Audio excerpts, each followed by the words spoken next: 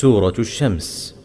بسم الله الرحمن الرحيم. والشمس وضحاها والقمر إذا تلاها والنهار إذا جلاها والليل إذا يغشاها والسماء وما بناها والأرض وما طحاها ونفس وما سواها فألهمها فجورها وتقواها قد أفلح من زكاها وقد خاب من دساها كذبت ثمود بطغواها إذ انبعث أشقاها فقال لهم رسول الله ناقة الله وسقياها